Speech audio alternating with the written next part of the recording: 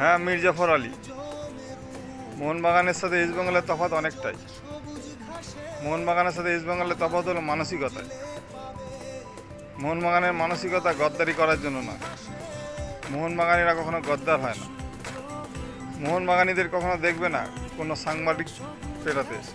মোহনবাগানিরা কখনো ইস্টবেঙ্গলের টিম বাসের সামনে গিয়ে ইস্টবেঙ্গল প্লেয়ারদের মা বোন তুলে খিস্তি খেউরি করে না।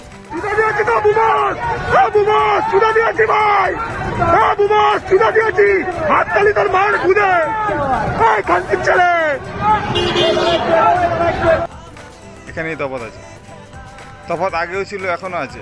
মোহনবাগানিরা 1 নম্বর, আর তুমি যে ক্লাবে গেছো 12 বছর ট্রফি না পাওয়া 9 নম্বর।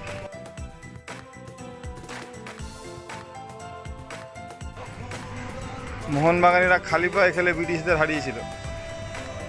একনিষ্ঠ মোহনবাগানি হতে গেলে সুব্রত ভট্টাচার্য, সিলটন পাল, সত্যই চ্যাটার্জির দেখে শিখতে হবে। মোহনবাগানিরা হলো নিষ্ঠাবান। মোহনবাগানের কর্মকর্তারা কোনোদিন চিঠি লিখে আইএফএকে বলেনি অমুক ক্লাবকে চ্যাম্পিয়নশিপ যেন না দেওয়া হয়, যেটা ইস্টবেঙ্গল দিয়েছিল আই লিগ খেলার সময়। দুদিন গেছো, আরও বুঝবে তফাৎটা আরও কোথায় কোথায় আছে। মোহনবাগানের মানসিকতা আর ইস্টবেঙ্গলের মানসিকতা আকাশ আর পাতাল। যতটা তফাৎ ততটাই পার্থক্য তো থাকবে। জয় মোহনবাগান।